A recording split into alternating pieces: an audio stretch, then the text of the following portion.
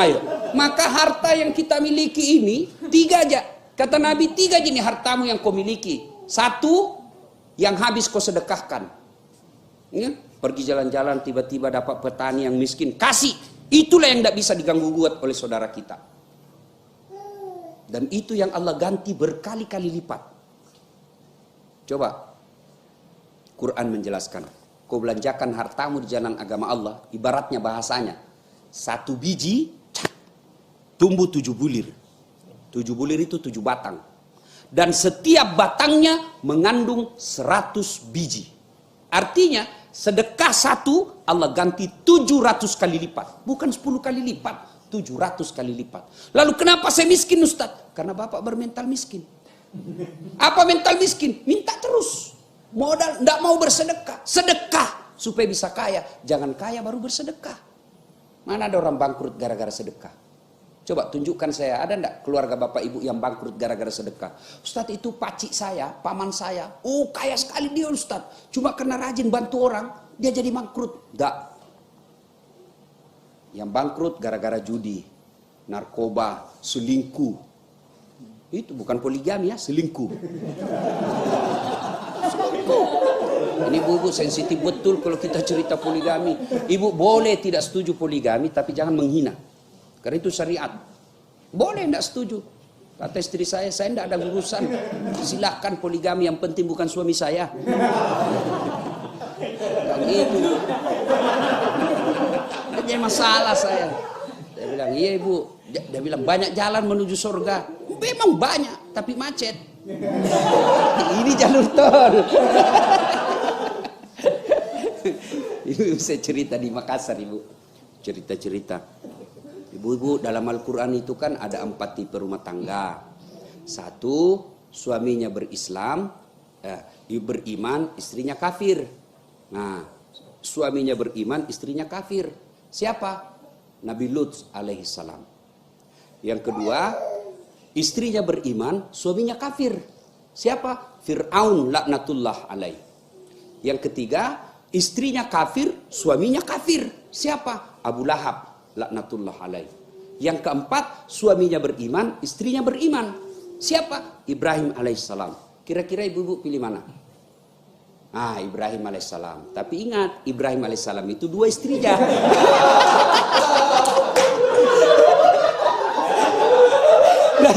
Langsung dia bilang ibu-ibu di Makassar. Langsung ibu-ibu dia di Makassar. Nggak usah Ibrahim Ustaz, Firaun saja.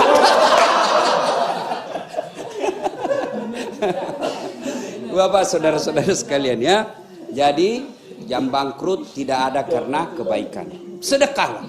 Nah ibu-ibu nih, kalau ada masalah dalam rumah tangga, coba terapi sedekah. Terapi sedekah. Kan Nabi sudah informasikan. Sittatu asyain tasidu fil umur. Ada 6 sifat yang membuat umurmu jadi panjang dan kau tertolak dari bencana. Apa dari 6 itu? Kata Nabi, 1 diantaranya as-sadaqatu. Bersedekahlah. Bersedekah. Jadi ibu-ibu nih misalnya kan tidak mungkin kita bisa ngawasin suami kita 24 jam. Tidak mungkin kita bisa periksa terus HP-nya. Aman periksa HP, diperiksa yang dibawa, ternyata ada yang lain dia sembunyi. Tidak usah, serahkan kepada Allah. Dan jangan biasakan curhat di medsos. Saya biasanya ini saya lihat seleb-seleb sebagian, ya kan sering betul dia curhat di medsos, beleng-beleng. Apa kok curhat di medsos? Memangnya medsos mau bantu kamu? Ya Allah lindungi suamiku. Pret. Minta kepada Allah. Nggak usah cerita sama teman. Ustaz berat kalau nggak dicerita Ustaz. Siapa yang larang cerita? Cerita silakan, tapi kepada Allah. Cerita kepada teman, ember bocor. Jangan kau cerita ya. Ini kita saudara, enggak bakal bocor ini. Ini rahasia berdua. Demi Allah, enggak bakal rambai. Ini kita berdua. Sudah cerita dia. Jangan ngomong-ngomong. Ini rahasia berdua ya. Sudah dikasih tahu, dia kasih tahu tetangga. Ini tetangga dia pergi pula kasih tahu temannya. Akhirnya satu kampung tahu. Itu masih dari mulut ke mulut. Gimana yang update status? Update status di WhatsApp. Teman WhatsAppnya 2000. Satu langsung 2000 yang tahu perkara rumah tangganya. Tak kusangka kau begitu. Ngapain curhat di medsos? Lebih ngadu kepada Allah. Saya sering kan curhat sama saya ibu-ibu, Ustaz begini. Saya direkam saja. Karena ibu-ibu kalau curhat, dengar aja, dengar. Sudah dengar, saya bilang, Bu, saya ikut prihatin atas masalah ibu. Tapi Bu, saya bukan Allah, saya bukan pemberi hidayah, saya bukan pemberi petunjuk. Nah, tapi Allah Subhanahu wa taala yang memberi petunjuk, ya. Maka bagaimana caranya?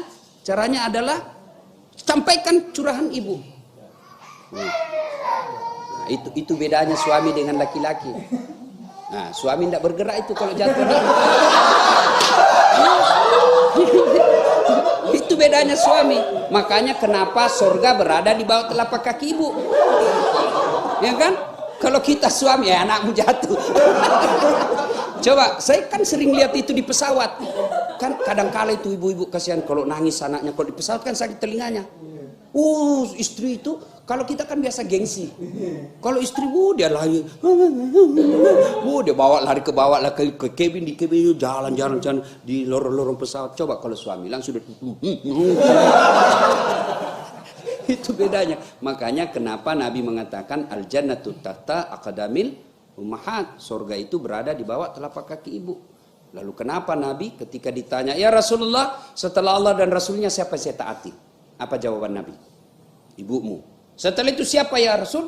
Ibumu. Setelah itu siapa? Ibumu. Setelah itu siapa? Bapakmu. Ibu, bapak. Berarti 3 ibu, 1 bapak.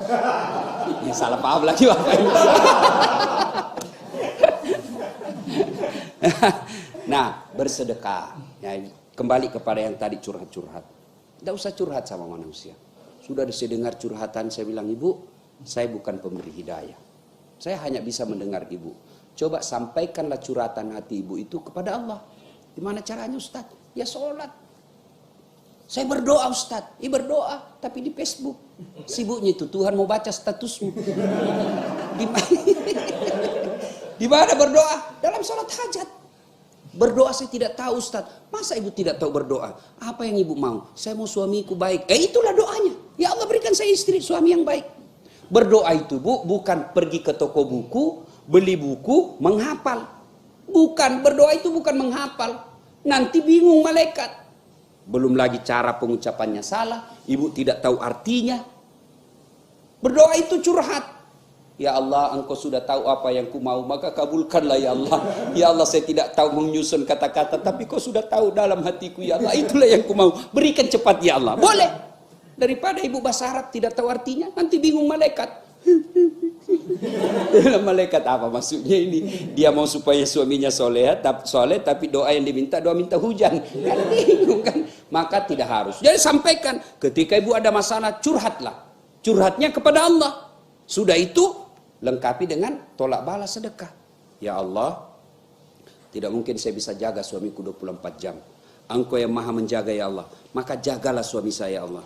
Ya Allah, ini ada duit saya 1 juta, saya bawa besok ke panti asuhan, tolak bala. Mudah-mudahan 1 juta itu Allah lindungi saya dari wanita jahat. Coba amalkan.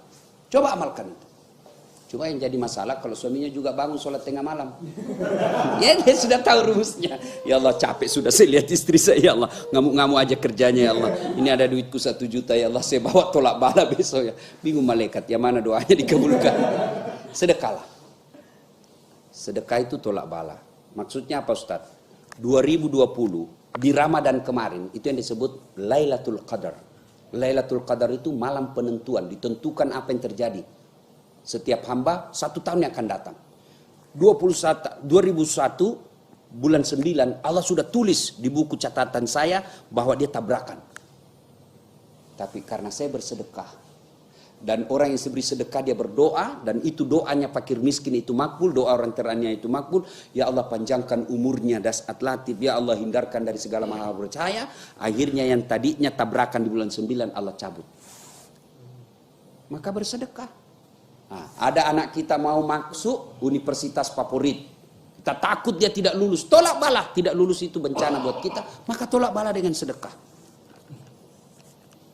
Ustaz, susah betul itu anakku menghafal Ustaz. Saya sudah doakan kok tidak bisa. Lengkapi dengan sedekah. Bersedekahlah. Dan demi Allah, tidak ada orang yang membenci orang yang dermawan. Saya tanya ibu-ibu, senang suami yang pelit atau dermawan? Dermawan. Senang menantu yang pelit atau dermawan Pak? Dermawan. Senang tetangga yang pelit atau dermawan? Dermawan. Demi Allah, tidak ada senang orang pelit. Bahkan orang pelit sekalipun tidak senang sama orang pelit. Belanjaan kok ke rumahnya, pelit itu. Padahal dia juga pelit. Maka bersedekahlah. Nah, Ramadan ini, bulan Zulhijjah ini, mari berkurban, Pak. Masih ada waktu. Masih ada waktu. Jangan sampai pembeli pulsa kita bisa beli pulsa setahun 1 juta, tidak bisa beli kambing. Jangan sampai kendaraan kita beratus-ratus juta harganya, sementara belum pernah seumur kita kurban 1 sapi. Nah, mudah-mudahan taklim kali ini menjadi itibar buat kita untuk kembali menumbuhkan girah untuk berkurban. Bersyukur kepada Allah, bukan anak yang dikurbankan, tapi Allah hanya meminta binatang kurban kita. Nah, ibu bapak, saudara-saudara sekalian, ini saja tausiah kita pada taklim kita kali ini.